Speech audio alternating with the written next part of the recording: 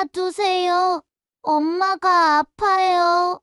깊은 밤 사람 없는 으슥한 골목길 약국 앞에서 울며불며 약국 문을 두드리던 새 쌍둥이가 있었습니다.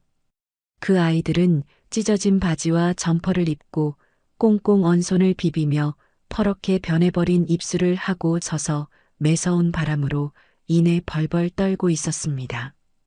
아이들이 안 되어 서진혁이 가까이 간 순간 진혁은 그만 그 자리에 주저앉고 말았습니다.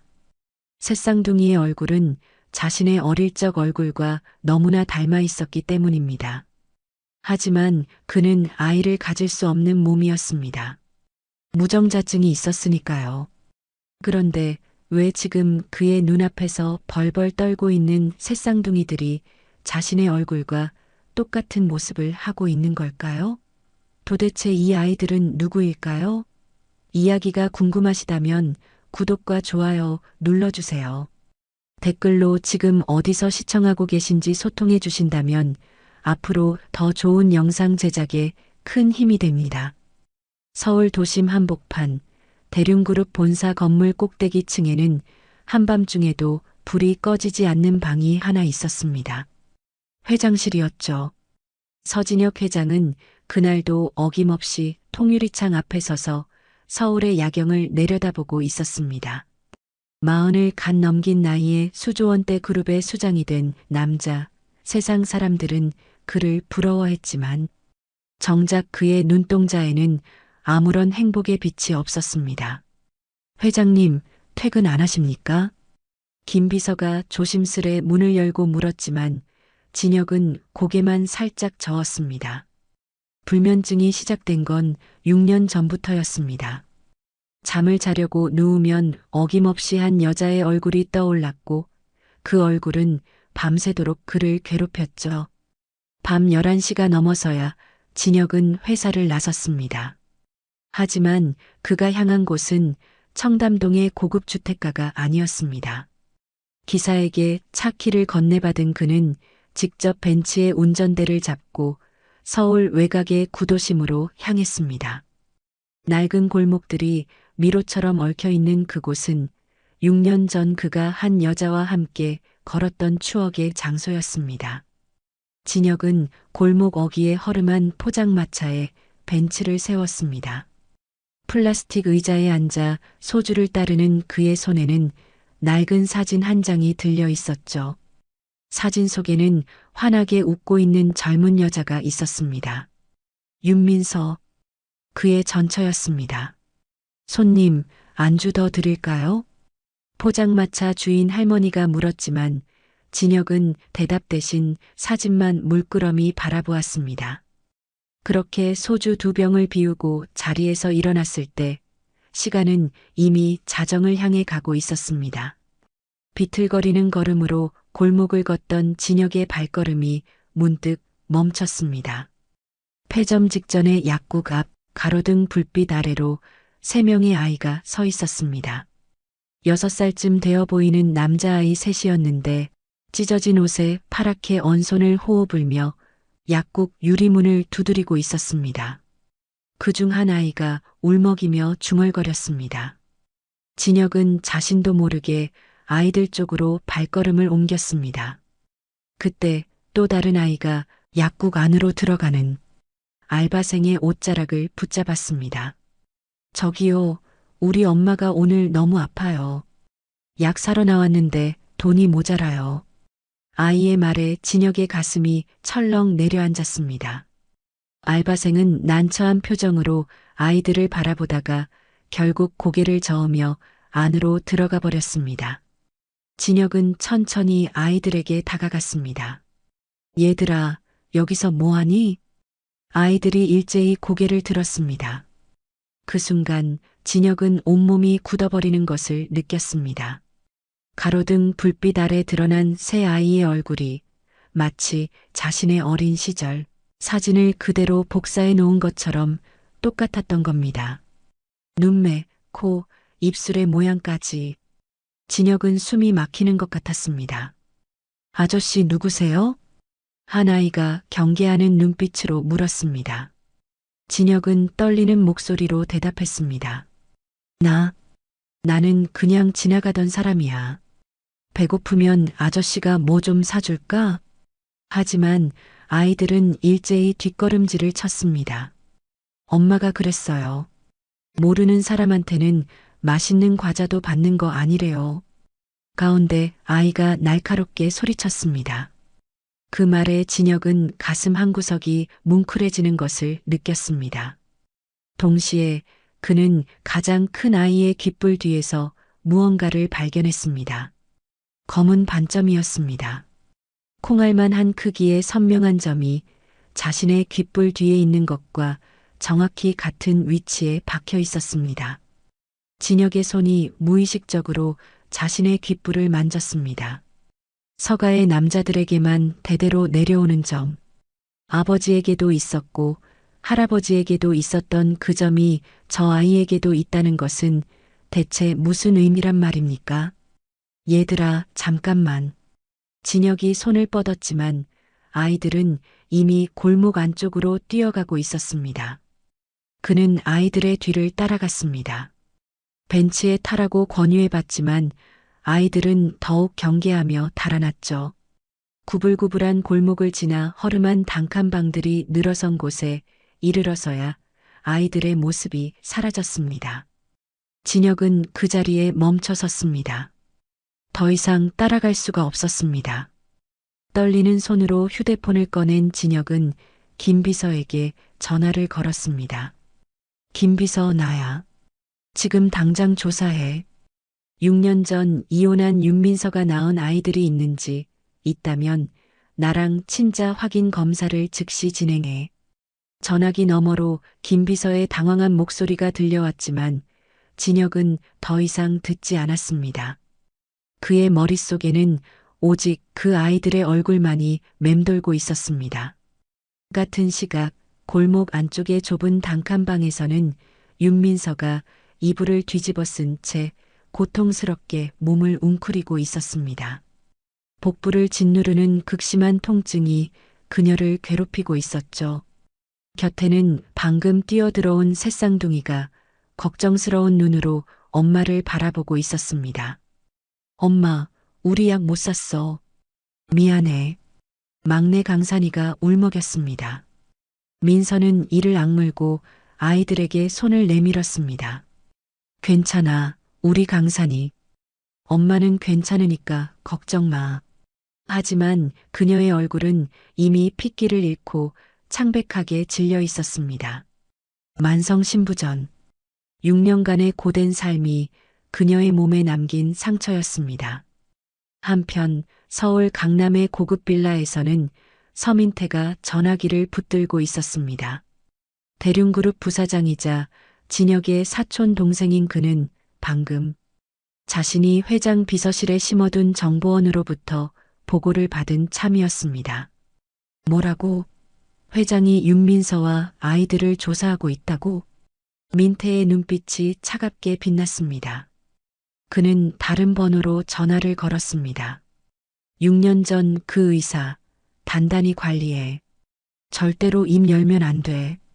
전화를 끄는 민태의 입가에 음산한 미소가 번졌습니다.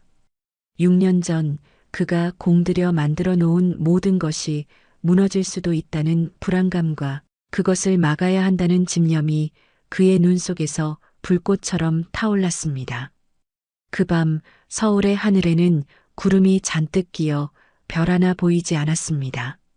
하지만 그 어둠 속에서 6년간 감춰졌던 진실이 서서히 모습을 드러내려 하고 있었습니다. 다음 날 새벽 동이 트기도 전에 윤민서는 부엌에서 도시락을 싸고 있었습니다. 좁디 좁은 단칸방의 한쪽 구석에 놓인 가스레인지 위에서는 계란말이가 지글지글 익어가고 있었죠. 그녀는 한 손으로 프라이팬을 뒤집으면서 다른 손으로는 약통에서 알약 4알을 꺼내 물과 함께 삼켰습니다. 만성 신부전 치료제였습니다. 하루에 3번 그녀는 이 약 없이는 하루도 버틸 수가 없었습니다. 엄마, 벌써 일어났어? 큰아이 하늘이가 눈을 비비며 일어났습니다. 민서는 얼른 약통을 앞치마 주머니에 숨기고 환하게 웃어 보였습니다. 응, 우리 하늘이도 일찍 일어났네. 오늘 유치원에서 현장학습 간다며? 엄마가 맛있는 도시락 싸줄게. 아이들에게만큼은 아픈 모습을 보이고 싶지 않았습니다. 6년 동안 그녀는 그렇게 버텨왔습니다. 혼자서 오직 새 아이만을 바라보며 아침 8시 민서는 아이들을 유치원에 보내고 시장으로 향했습니다. 그녀가 일하는 곳은 재래시장 한 구석의 작은 반찬 가게였습니다.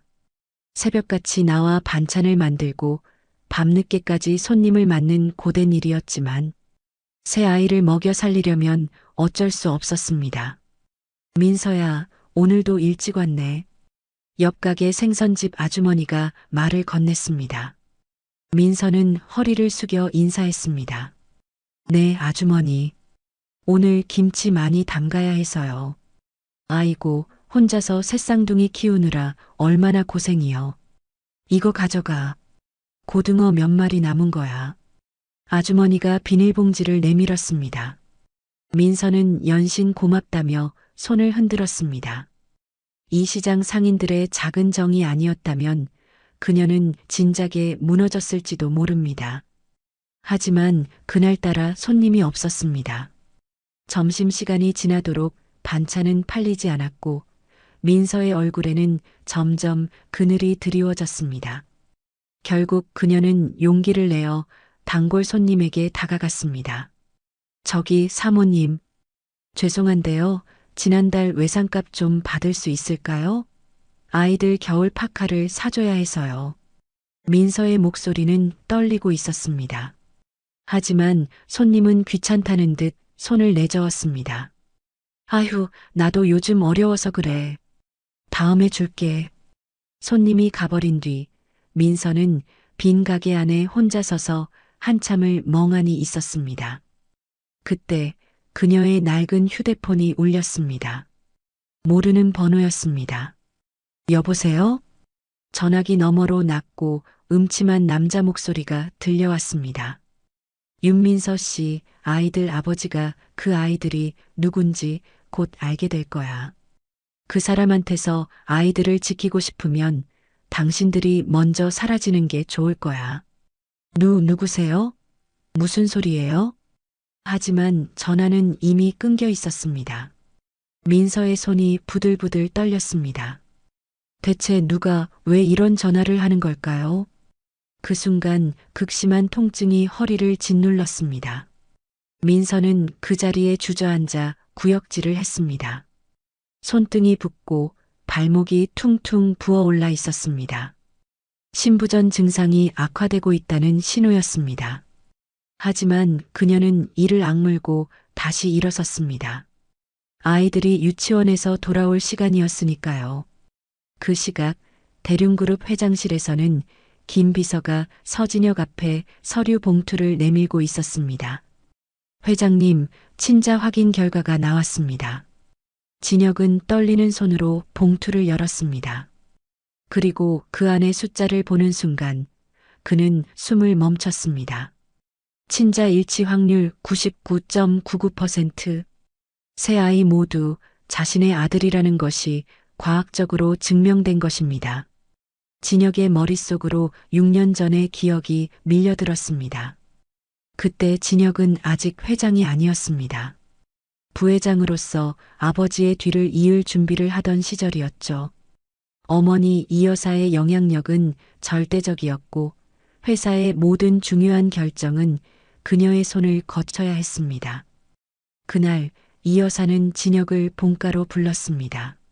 넓은 거실에는 낯선 남자 2명이 앉아 있었습니다. 한 명은 서울대학병원의 비뇨기과 과장이었고 다른 한 명은 산부인과 전문의였습니다. 진혁아, 내 검사 결과가 나왔다. 의사 선생님께서 직접 설명해 주실 거야. 비뇨기과 과장이 서류를 펼쳤습니다. 회장님, 아드님의 정자 검사 결과 무정자증으로 확인되었습니다. 자연 임신은 불가능한 상태입니다. 진혁은 충격을 받았습니다. 그런 검사를 받은 적이 없었는데 결과가 있다니요. 저는 그런 검사를 받은 적이 건강검진 때 함께 진행했습니다. 어머님께서 미리 요청하셨고요. 이 여사가 차갑게 말을 이었습니다. 그리고 민서, 그 여자도 문제가 있어. 자궁에 심각한 기형이 있어서 임신 자체가 불가능하대. 두 사람 다 아이를 가질 수 없는 몸이야. 서가의 대가 끊기게 생겼어. 민서는 그 자리에서 펑펑 울었습니다. 자신이 아이를 낳을 수 없다는 진단에 남편마저 같은 상황이라는 말에 그녀는 무너져 내렸습니다. 어머니, 그래도 저희는 닥쳐. 후계자를 낳을 수 없는 며느리가 이 집에서 무슨 의미가 있어? 그래서 내가 처음부터 결혼을 말린 거야. 너같이 아무것도 없는 집안 아이가 제대로 된 게 있겠니? 내가 진혁이를 진정으로 사랑한다면 스스로 물러나는 게 맞아. 진혁이는 다른 여자를 만나서라도 대를 이어야 해. 이 여사는 거기서 멈추지 않았습니다. 그리고 진혁아, 내가 이 여자 손을 잡으면 회사에서 너를 내보내겠다. 후계자 자격이 없는 놈한테 회사를 맡길 수 없으니까. 민태가 내 자리를 대신하게 될 거야. 진혁은 사면초가에 몰렸습니다. 사랑하는 아내와 평생 일궈온 회사 사이에서 선택을 강요받았습니다. 그때 민서가 먼저 입을 열었습니다. 여보, 저 떠날게요. 민서 씨, 무슨 소리야?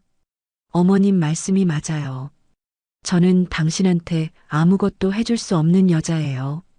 아이도 못 낳고 당신 회사 자리까지 빼앗게 생겼잖아요. 저 때문에 당신이 모든 걸 잃으면 저는 평생 죄책감에 시달릴 거예요. 민서는 눈물을 흘리면서도 담담하게 말했습니다. 차라리 제가 떠날게요. 당신은 여기서 당신 자리를 지켜요. 그게 저를 위한 거예요. 진혁은 아무 말도 하지 못했습니다. 민서의 손을 잡아야 했습니다. 함께 떠나자고 말해야 했습니다. 하지만 그는 그러지 못했습니다. 수십 년간 어머니 밑에서 자란 그는 결정적인 순간에 나약했습니다. 평생 바쳐온 회사를 포기할 용기가 없었습니다. 그날 밤 민서는 짐을 싸서 집을 나갔습니다. 진혁은 현관 앞에 서서 그녀의 뒷모습을 바라보았습니다. 손을 뻗으면 잡을 수 있는 거리였는데 그는 끝내 손을 뻗지 못했습니다. 민서 씨의 현재 상황도 조사했습니다. 김 비서가 조심스레 다른 서류를 내밀었습니다. 몇 달 전부터 신장 쪽 진료를 받고 계신 것으로 확인됐습니다. 상태가 심각해 보입니다. 진혁은 서류를 움켜쥔 채 창밖을 바라보았습니다. 그녀가 얼마나 힘들게 살아왔는지 그 고통이 고스란히 느껴지는 것 같았습니다. 그날 오후 진혁은 민서가 사는 골목을 찾아갔습니다. 골목 어귀에 차를 세우고 멀찍이 서서 지켜보았습니다. 유치원에서 돌아온 새쌍둥이가 좁은 골목에서 뛰어노는 모습이 보였습니다. 하늘이가 동생들과 술래잡기를 하며 깔깔 웃고 있었습니다. 형아, 나 잡아봐. 바다가 소리쳤고 막내 강산이는 넘어져서 울음을 터뜨렸습니다. 그때 민서가 뛰어나와 강산이를 안아 올렸습니다.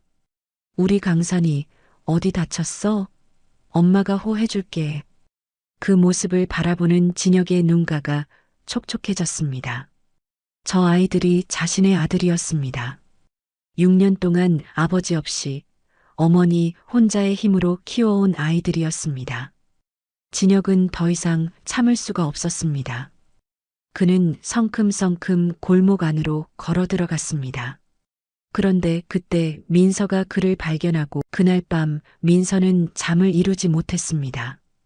좁은 단칸방 천장을 바라보며 낮에 찾아왔던 서진혁의 얼굴이 자꾸만 떠올랐기 때문입니다. 6년 전 자신을 버렸던 그 남자가 왜 이제 와서 나타난 걸까요? 그의 눈빛에서 읽었던 간절함은 대체 무엇이었을까요? 아이들 곁에서 뒤척이던 민서는 새벽녘에야 겨우 눈을 붙였습니다. 하지만 그 잠은 오래가지 못했습니다. 쿵쿵쿵. 새벽 5시 거친 문 두드리는 소리에 민서는 벌떡 일어났습니다. 심장이 쿵쾅거렸습니다. 이 시간에 누가 올 리가 없었습니다. 문을 열자 집주인 아저씨가 험악한 표정으로 서 있었습니다. 그의 뒤에는 덩치 큰 남자 2명이 팔짱을 끼고 있었죠. 윤민서 씨, 당장 나가요. 오늘 중으로 짐 빼. 네. 무슨 말씀이세요? 계약 기간이 아직 석 달이나 남았는데요. 민서의 목소리가 떨렸습니다. 하지만 집주인은 냉정하게 봉투 하나를 내밀었습니다. 보증금 여기 있어. 이유는 묻지 마. 어차피 말해줄 수도 없으니까. 오늘 저녁까지 안 나가면 짐을 다 내다 버릴 거야. 문이 쾅 닫혔습니다. 민서는 그 자리에 주저앉아 울음을 삼켰습니다. 아이들이 깰까봐 소리를 낼 수도 없었습니다. 떨리는 손으로 봉투를 열어보니 보증금이 고스란히 들어 있었습니다. 대체 무슨 일이 벌어지고 있는 걸까요? 설상가상으로 그날 오전 반찬 가게에 출근한 민서를 기다리고 있던 것은 해고 통보였습니다. 사장님이 난처한 표정으로 민서를 불렀습니다. 민서야, 미안해. 누군가 나한테 협박을 했어.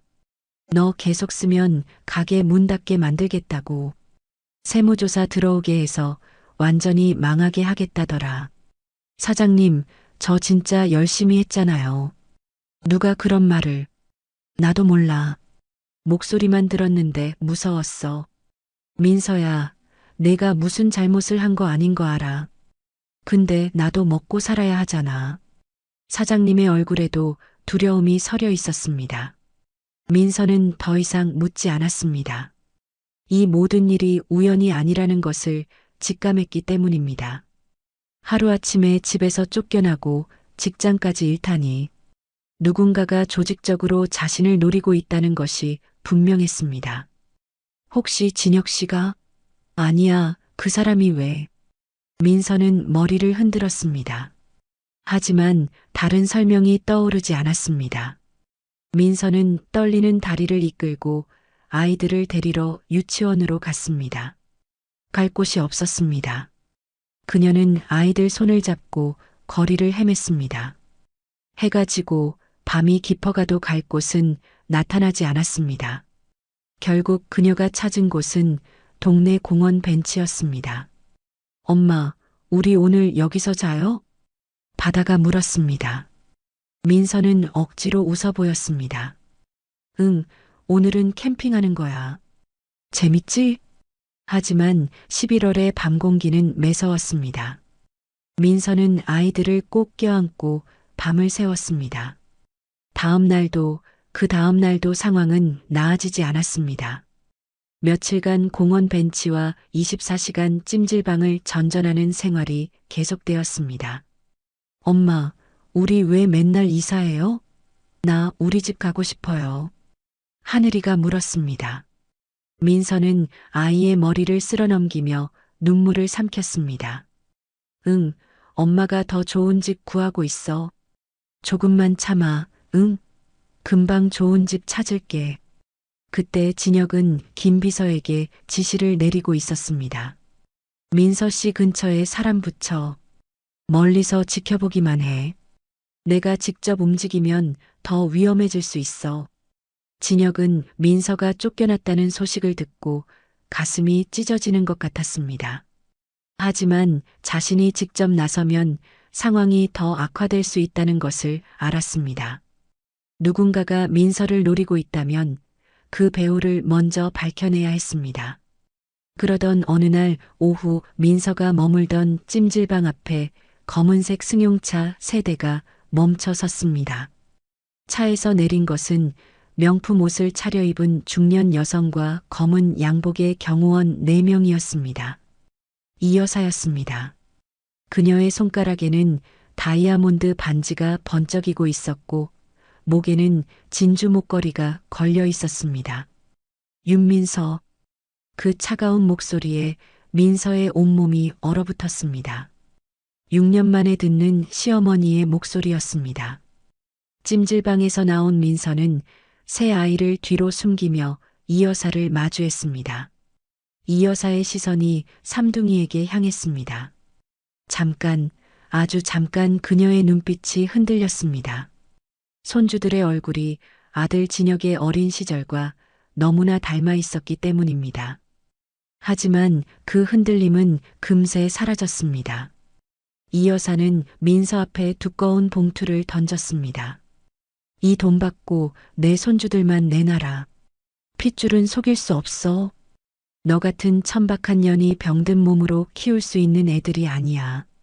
이 돈이면 평생 먹고 살 수 있을 거다. 민서의 얼굴이 불그락푸르락 변했습니다. 6년간 혼자서 버텨온 세월, 아이들을 키우며 흘린 땀과 눈물, 병든 몸을 이끌고 새벽마다 일어나 돈을 벌어다 이들 입에 맛난 것을 넣어주던 날들. 그 모든 것이 한순간에 부정당하는 것 같았습니다. 어머님이야말로 6년 전 저를 죽인 사람이에요. 거짓말로 가정을 파탄낸 게 누군데요? 저는 절대로 아이들을 포기하지 않을 겁니다. 민서는 돈봉투를 집어 이 여사의 얼굴 앞으로 던졌습니다. 봉투가 터지며 지폐가 사방으로 흩날렸습니다. 바람에 날리는 돈 사이로 두 여자가 서로를 노려보았습니다. 인연이 이 여사의 얼굴이 일그러졌습니다. 그녀는 경호원들에게 손짓했습니다. 어서 애들만 데려가. 경호원들이 삼둥이에게 다가갔습니다. 아이들이 비명을 질렀습니다. 엄마, 무서워. 이 아저씨들 싫어요. 민서가 아이들 앞을 막아섰습니다. 작은 책으로 경호원들을 가로막으며 두 팔을 벌렸습니다. 내 아이들한테 손대지 마. 그 순간 극심한 통증이 그녀의 가슴을 짓눌렀습니다. 피가 섞인 기침이 터져 나왔습니다. 붉은 피가 손바닥 위로 떨어졌습니다. 신부전 증상이 급격히 악화된 것입니다. 엄마, 아이들의 비명소리가 찜질방 앞 골목에 울려 퍼졌습니다. 민서는 아이들을 끌어안은 채 그 자리에 쓰러졌습니다. 찜질방 직원이 뛰어나왔습니다. 손님, 여기서 이러시면 안 됩니다. 저 여자분 피 흘리고 있잖아요. 경찰 부를까요? 직원의 말에 이 여사의 눈빛이 흔들렸습니다. 하지만 그녀는 물러서지 않았습니다. 상관 말고 비켜. 바로 그때 굉음을 내며 한 대의 차가 골목으로 돌진해 왔습니다. 급정거한 차에서 뛰어내린 것은 서진혁이었습니다. 그의 얼굴은 분노로 일그러져 있었습니다. 당장 멈춰. 그의 목소리가 골목을 뒤흔들었습니다. 진혁은 달려와 민서와 아이들 앞에 섰습니다. 그의 눈에는 6년간 보지 못했던 불꽃이 타오르고 있었습니다. 내 가족한테 손대지 마. 진혁의 목소리는 낮았지만 그 안에 담긴 분노는 화산처럼 거대했습니다. 경호원 2명이 그에게 달려들었지만 진혁은 주먹 2방으로 그들을 쓰러뜨렸습니다. 젊은 시절 권투를 배웠던 실력이 아직 녹슬지 않았던 것입니다. 나머지 2명의 경호원도 진혁에게 덤볐지만 그는 냉정하게 그들을 제압했습니다. 검은 양복의 남자들이 아스팔트 위에 나뒹굴었습니다. 진혁아, 내가 왜 여기서? 이 여사가 당황한 표정으로 아들을 바라보았습니다. 진혁은 어머니를 똑바로 마주보며 말했습니다. 그의 목소리는 단호했지만 그 안에는 6년간 쌓인 후회와 분노가 뒤섞여 있었습니다. 어머니야말로 6년 전에 하셨던 실수를 오늘 또다시 저지르신 겁니다. 저는 이제 대륜그룹 회장이 아니라 이 아이들의 아버지입니다. 어머니가 뭐라고 하셔도 저는 이 사람들을 지킬 겁니다. 뭐라고? 내가 지금 어미한테 대드는 거야? 이 여사의 얼굴이 일그러졌습니다. 하지만 진혁은 더 이상 어머니의 눈치를 보지 않았습니다. 6년 전 어머니의 말에 휘둘려 민서를 버렸던 그 비겁한 자신은 더 이상 없었습니다. 저 아이들은 제 아이들입니다. 친자 확인까지 했어요. 이제부터 어머니가 뭐라고 하셔도 저는 이 가족을 포기하지 않을 겁니다. 진혁은 어머니를 등지고 쓰러진 민서를 안아 올렸습니다. 민서의 몸은 가볍고 야위었습니다. 6년간 얼마나 고생했는지가 그 작은 몸에 고스란히 담겨 있었습니다. 민서 씨, 정신 차려요. 지금부터 당신과 아이들, 내가 지킬게. 민서는 희미해지는 의식 속에서 진혁의 얼굴을 올려다보았습니다. 6년 전 자신을 외면했던 그 남자가 지금은 자신을 품에 안고 있었습니다. 꿈인지 현실인지 알 수가 없었습니다. 진혁은 민서와 삼둥이를 차에 태우고 서울 외곽의 안전가옥으로 향했습니다. 외부에 완벽히 격리된 별장이었습니다. 높은 담장과 철문으로 둘러싸인 그곳은 진혁이 비밀리에 마련해둔 피난처였습니다. 도착한 후 의사를 불러 민서의 상태를 확인했습니다. 일단 급한 불은 껐지만 근본적인 치료가 필요합니다. 신장 기능이 많이 떨어져 있어요. 정기적으로 투석을 받으셔야 합니다. 의사가 돌아간 후 민서는 소파에 앉아 진혁을 노려보았습니다. 아직 그를 믿을 수 없었습니다. 당신을 어떻게 믿어요? 당신은 6년 전 도망친 비겁한 사람이잖아요. 어머님이 저한테 뭐라고 했는지 알아요? 당신은 그냥 거기 서서 구경만 했잖아요. 나 혼자 쫓겨나는 거 그냥 두고 봤잖아요. 그 말에 진혁은 고개를 떨구었습니다. 할 말이 없었습니다. 6년 전 자신은 정말로 비겁했습니다. 어머니 앞에서 한마디도 하지 못하고 아내가 쫓겨나는 것을 그저 바라만 보았습니다. 그녀의 말이 모두 맞았습니다. 맞아. 나는 비겁했어. 그때 당신 손을 놓은 건 평생 후회하고 있어. 그래서 그 후로 매일 밤 잠을 못 잤어. 6년 동안 단 하루도 당신 생각을 안 한 날이 없었어. 진혁이 민서 앞에 무릎을 꿇었습니다. 재벌 회장이 수조원대 그룹의 수장이 거실 바닥에 무릎을 꿇었습니다. 하지만 이번에는 절대 도망치지 않을게. 내 생명을 걸고 약속할게. 당신과 아이들, 내가 끝까지 지킬게. 민서의 눈에서 눈물이 흘러내렸습니다. 6년간 혼자 버텨온 세월이 새벽마다 몰래 울었던 밤들이 아이들에게 아빠가 어딨냐는 질문을 받을 때마다 가슴이 찢어지던 그 고통이 한꺼번에 밀려오는 것 같았습니다. 안전가옥에 도착한 첫날 밤 삼둥이는 낯선 환경에 긴장해 있었습니다. 진혁이 조심스럽게 다가갔습니다. 얘들아, 배고프지? 아저씨가 뭐 해줄까? 아저씨가 요리할 줄 알아요? 강산이가 의심스러운 눈으로 물었습니다. 진혁은 자신있게 고개를 끄덕였습니다. 그럼 아저씨 옛날에 요리 좀 했어. 하지만 결과는 참담했습니다. 계란 프라이는 새까맣게 타버렸고 라면은 불어터져서 죽이 되어버렸습니다. 김치찌개를 끓이려다가 냄비를 태워 먹기도 했습니다. 아저씨, 이거 먹어도 되는 거예요? 쑥 같아요. 바다가 까맣게 탄 계란을 젓가락으로 찔러보며 물었습니다. 진혁은 머쓱하게 웃었습니다. 미안, 아저씨가 요리를 생각보다 못해서. 그때 막내 강산이가 타버린 계란을 한 입 베어 물었습니다. 그리고 환하게 웃었습니다. 그래도 맛있어요. 아저씨가 해준 거니까. 그 한마디에 진혁의 눈시울이 붉어졌습니다. 40년 넘게 살면서 이렇게 가슴이 뭉클한 적이 있었던가요? 하늘이가 조심스럽게 물었습니다. 아저씨, 혹시 아저씨가 우리 아빠예요? 진혁은 대답 대신 새 아이를 끌어안았습니다. 작은 아이들의 체온이 그의 가슴에 전해졌습니다. 주주총회를 일주일 앞둔 밤 안전가옥의 작은 방에서 진혁은 삼둥이의 머리맡에 앉아 있었습니다. 새아이가 새근새근 잠든 얼굴을 바라보며 그는 나지막이 속삭였습니다. 내일 아빠가 나쁜 사람들 혼내줄 거야. 우리 가족 아무도 못 건드리게. 아빠가 꼭 지켜줄게. 옆에서 지켜보던 민서가 조심스레 물었습니다. 그녀의 눈에는 복잡한 감정이 담겨 있었습니다. 저도 같이 가면 안 될까요? 6년 전에 하지 못했던 말이 있어요.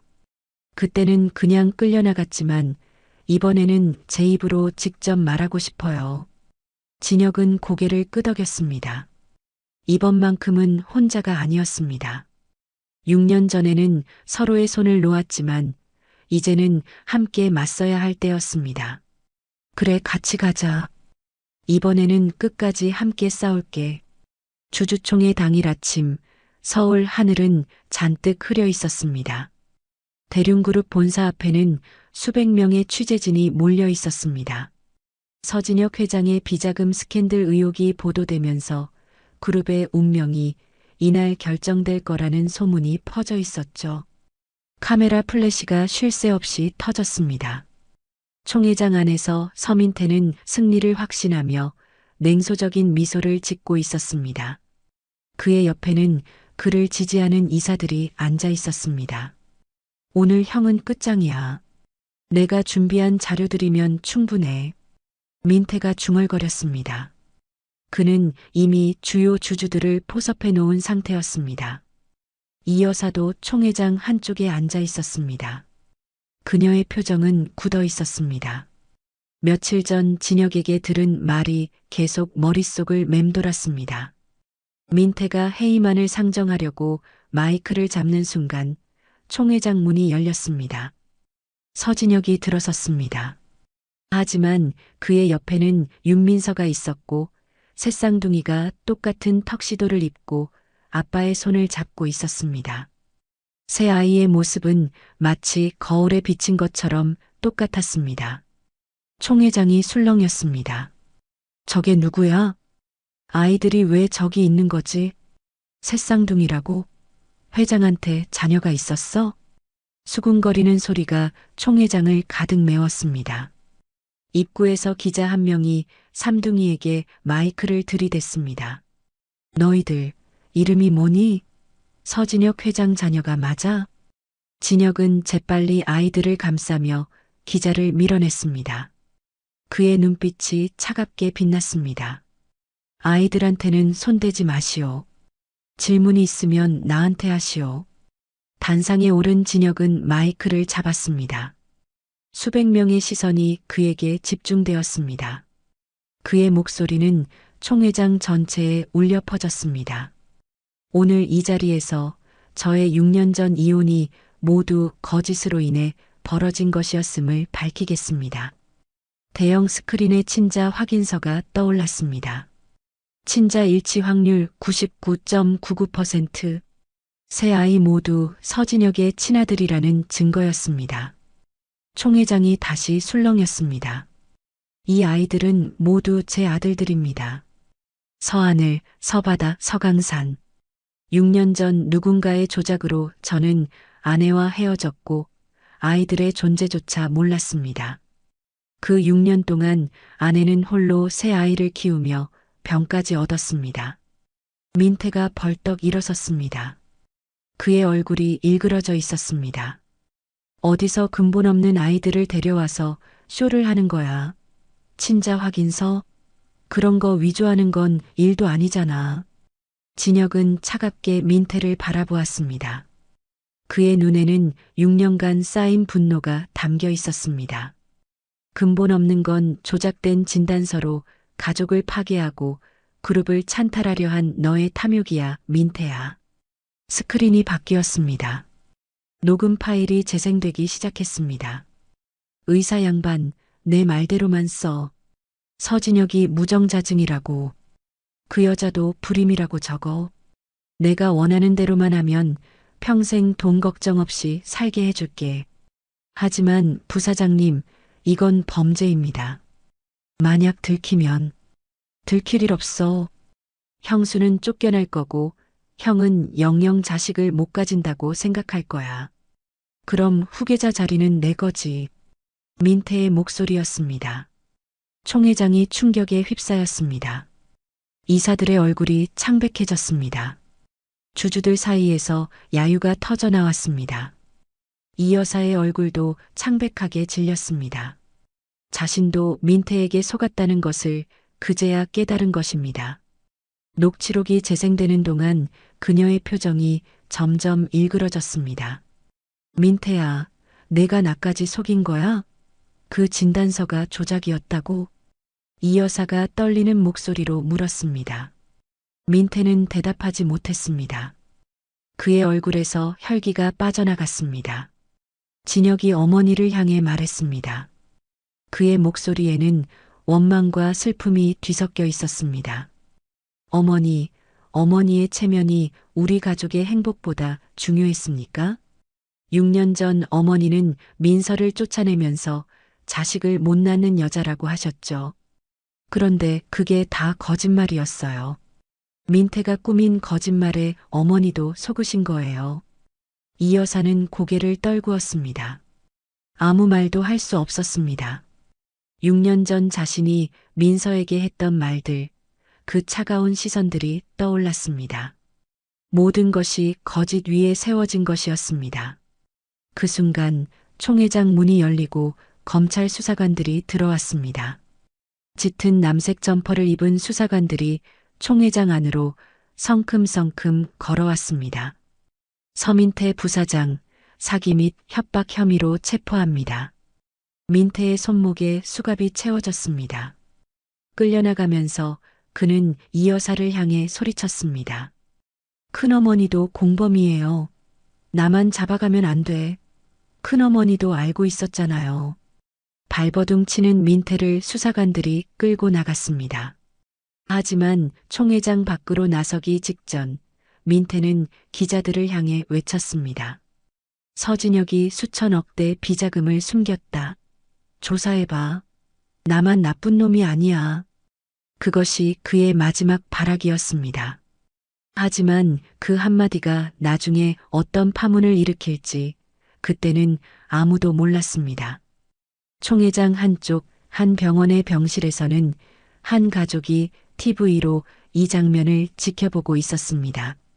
중환자실에 누운 노인의 곁에서 그의 아들이 중얼거렸습니다.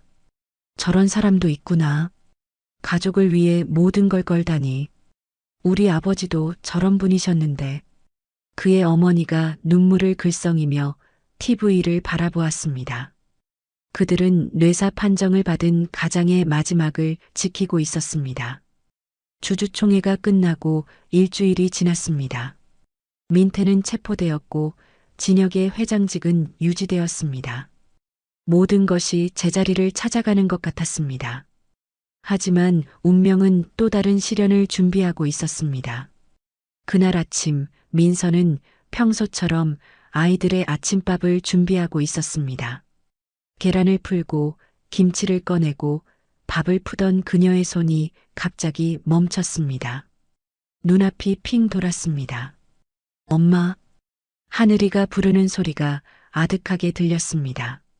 민서는 프라이팬을 놓치고 그 자리에 쓰러졌습니다. 엄마, 엄마.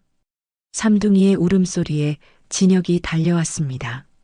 민서의 얼굴은 새하얗게 질려 있었고 입술은 파랗게 변해 있었습니다. 손발이 얼음처럼 차가웠습니다. 민서 씨, 정신 차려요. 진혁은 민서를 안아들고 차에 태워 병원으로 달렸습니다. 신호등을 무시하고 경적을 울리며 달렸습니다. 오직 민서를 살려야 한다는 생각뿐이었습니다. 응급실에서 몇 시간을 기다린 후 의사가 나왔습니다. 그의 표정은 어두웠습니다. 희망적인 소식이 아니라는 것을 직감할 수 있었습니다. 환자분의 만성 신부전이 급속도로 악화되어 말기에 도달했습니다. 신장 기능이 거의 정지된 상태예요. 신장 이식 외에는 방법이 없습니다. 적합한 기증자를 찾지 못하면 길어야 한 달입니다. 진혁의 눈앞이 캄캄해졌습니다. 한 달, 고작 한 달이라니. 겨우 찾은 가족을, 이제 막 되찾은 사랑을 다시 잃게 되는 건가요? 내 신장을 검사해 주세요. 내 거라도 떼어주겠습니다. 제발이요. 진혁의 애원에 의사가 검사를 진행했습니다. 하지만 몇 시간 후 돌아온 결과는 절망적이었습니다. 죄송합니다. 혈액형이 맞지 않습니다. 회장님의 신장은 사모님께 이식할 수 없어요. 진혁은 병원 복도에 주저앉아 머리를 쥐어뜯었습니다. 수조원의 재산이 있어도 대한민국 최대 그룹의 회장이어도 사랑하는 사람의 죽어가는 생명 앞에서는 아무것도 할 수 없었습니다. 삼둥이가 아빠 곁에 다가왔습니다. 아빠, 엄마 언제 깨어나요? 바다가 물었습니다. 진혁은 대답할 수가 없었습니다. 강산이가 병실 문 앞에서 엄마를 바라보며 중얼거렸습니다. 엄마, 일어나면 아빠가 맛있는 거 해준대. 이번엔 안 태운대. 그 순간 검찰 수사관들이 병원으로 들이닥쳤습니다. 민태가 퍼뜨린 비자금 의혹 때문이었습니다. 서진혁 회장님, 비자금 횡령 혐의로 긴급 소환합니다. 함께 가시죠.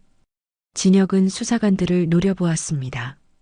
그의 눈에서는 눈물이 흘러내리고 있었습니다. 내 아내가 죽어가고 있어요. 한 달밖에 못 산대요. 회사가 무너지든 내 목에 수갑을 채우든 상관없어요. 나는 이 여자를 떠날 수 없습니다. 수사관들이 당혹스러운 표정을 지었습니다. 재벌 회장이 병원 복도에서 눈물을 흘리며 애원하는 모습은 그들도 처음 보는 것이었습니다. 회장님, 저희도 일을 해야 합니다. 협조해 주셔야. 며칠만요. 제발 며칠만 시간을 주세요. 수사관들은 서로를 바라보다가 결국 물러났습니다. 하지만 언제까지 기다려줄지는 알 수 없었습니다. 김 비서가 찾아와 간절히 말했습니다. 회장님, 지금 회사가 흔들리고 있습니다. 민태 부사장 일로 주가가 폭락했어요. 나가셔서 수습하셔야 합니다. 하지만 진혁은 고개를 저었습니다. 회사보다 중요한 건 내 가족이야. 6년 전에 난 회사를 선택해서 가족을 잃었어. 이번엔 그러지 않을 거야. 회사 일은 이사회에서 알아서 처리하게 해. 하지만 더 이상 말하지 마. 다음 날 아침 진혁은 결단을 내렸습니다. 밤새 생각한 끝에 내린 결론이었습니다. 그는 대륜그룹 홍보팀을 통해 긴급 기자회견을 열었습니다. 병원 앞에 취재진이 모여들었습니다. 저 서진혁은 오늘부로 대륜그룹 회장직에서 사임합니다. 기자들이 술렁였습니다. 하지만 진혁의 말은 거기서 끝나지 않았습니다. 또한 제 소유의 모든 주식과 재산을 사회에 환원할 것임을 선언합니다.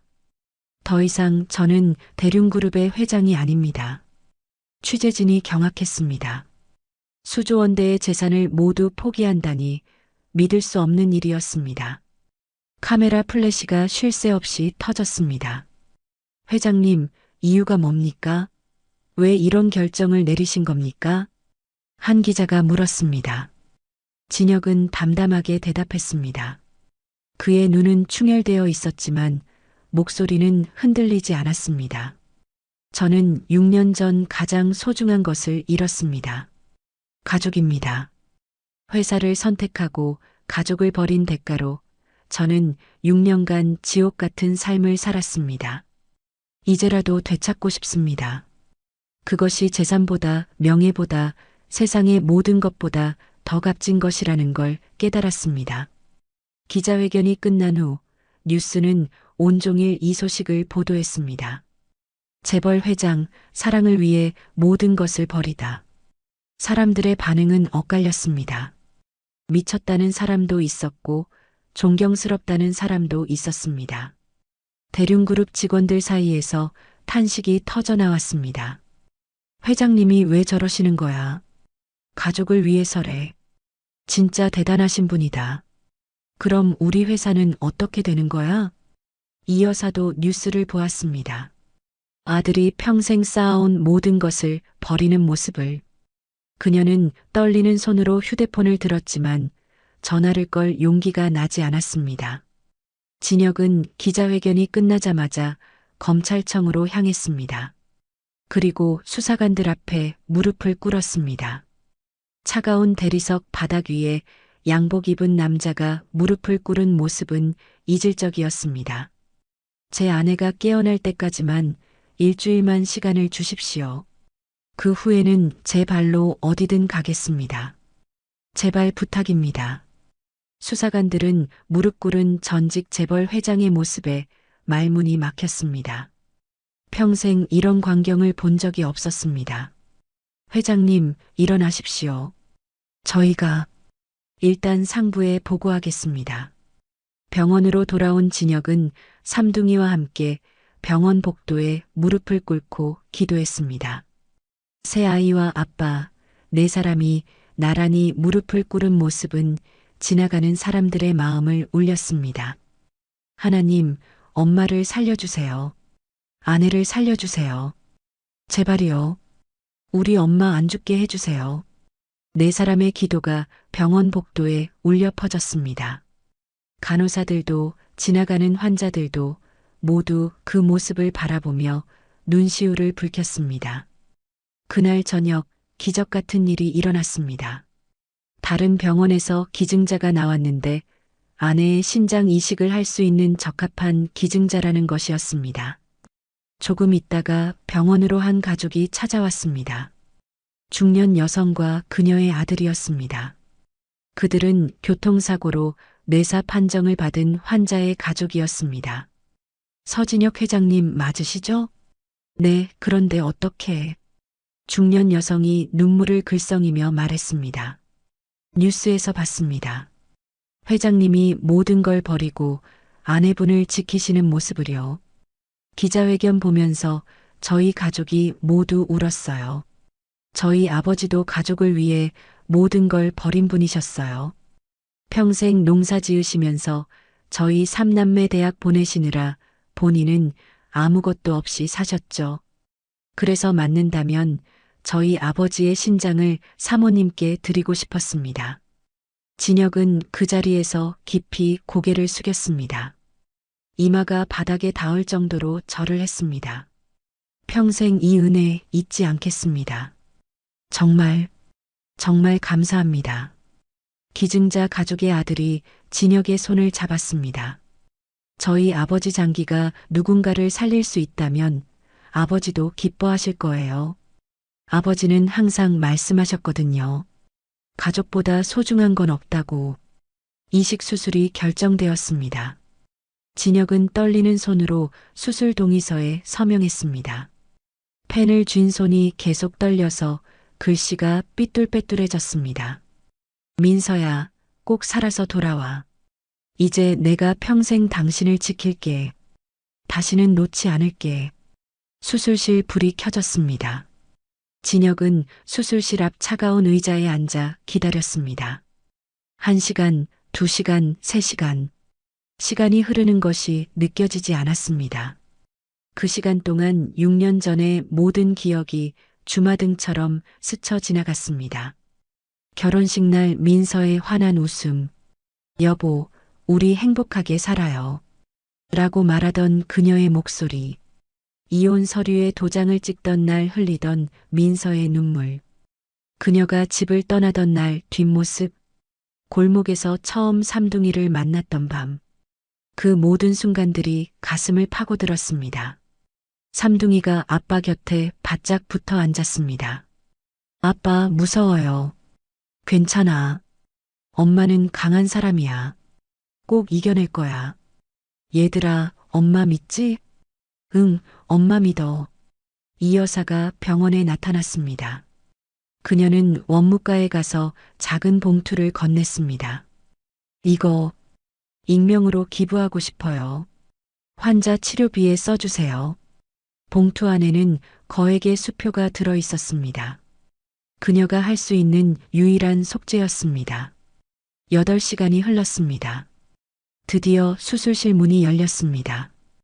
의사가 마스크를 벗으며 나왔습니다. 진혁은 벌떡 일어섰습니다. 심장이 터질 것 같았습니다. 수술은 성공입니다. 이식된 심장이 잘 작동하고 있어요. 환자분 생명에는 지장이 없습니다. 진혁은 그 자리에서 무너져 내렸습니다. 울음이 터져 나왔습니다. 6년간 참아왔던 모든 눈물이 한꺼번에 쏟아져 나왔습니다. 감사합니다. 감사합니다. 삼둥이가 아빠를 끌어안았습니다. 아이들도 울고 있었습니다. 병원 복도에서 네 식구는 서로를 껴안고 한참을 울었습니다. 의료진에게 진혁이 몇 번이고 절을 했습니다. 감사합니다. 정말 감사합니다. 평생 이 은혜 잊지 않겠습니다. 1년이 흘렀습니다. 계절이 4번 바뀌고 세상도 많이 변했습니다. 하지만 가장 크게 변한 것은 서진혁의 삶이었습니다. 서울 외곽의 한적한 마을에 작은 카페가 하나 문을 열었습니다. 낡은 창고를 개조해서 만든 아담한 공간이었습니다. 간판에는 새벽별이라는 이름이 정갈한 글씨로 적혀 있었죠. 문을 열면 커피 향이 은은하게 퍼졌고 창문으로는 따스한 햇살이 들어왔습니다. 카페 안에서는 캐주얼한 셔츠를 입은 중년 남자가 커피를 내리고 있었습니다. 서진혁이었습니다. 더 이상 재벌 회장이 아닌 작은 카페의 사장이 된 그의 얼굴에는 평화로운 미소가 번져 있었습니다. 수조원대의 재산을 모두 포기하고 얻은 것은 돈으로는 살 수 없는 행복이었습니다. 여보, 아메리카노 나왔어요. 앞치마를 두른 여자가 밝게 외쳤습니다. 윤민서였습니다. 1년 전에 창백한 얼굴은 온데간데 없이 사라지고 혈색 좋은 건강한 모습이었습니다. 신장 이식 후 꾸준히 회복한 그녀는 이제 진혁과 함께 카페를 운영하고 있었습니다. 잠깐만. 휘핑크림 올릴게. 진혁이 커피잔에 휘핑크림을 올리며 대답했습니다. 부부의 다정한 모습에 카페의 단골 할머니가 미소 지었습니다. 사장님 부부 보면 우리 젊은 시절 생각나요. 저렇게 다정한 부부는 요즘 보기 힘들지. 참 보기 좋아. 할머니 감사합니다. 오늘도 팥빙수 드실 거죠? 민서가 웃으며 물었습니다. 그래, 여기 팥빙수가 제일 맛있어. 카페 한쪽 테이블에서는 초등학생이 된 삼둥이가 숙제를 하고 있었습니다. 1년 사이에 아이들도 많이 자랐습니다. 유치원생이었던 아이들이 이제는 초등학교 1학년이 되었습니다. 아빠, 이 문제 모르겠어요. 바다가 손을 들었습니다. 진혁이 에이프런을 턱에 걸고 다가가 바다의 옆에 앉았습니다. 어디 보자. 아, 이건 이렇게 푸는 거야. 여기 숫자를 먼저 더하고. 하늘이가 옆에서 끼어들었습니다. 아빠, 나도 가르쳐줘요. 그래, 다 같이 하자. 강산이가 갑자기 일어나서 손님들에게 외쳤습니다. 우리 아빠가 만든 커피가 제일 맛있어요. 여러분도 드셔보세요. 손님들 앞에서 자랑하는 막내의 모습에 모두가 웃음을 터뜨렸습니다. 민서가 강산이의 머리를 쓸어넘기며 말했습니다. 우리 강산이 아빠 자랑하는 거야? 고마워.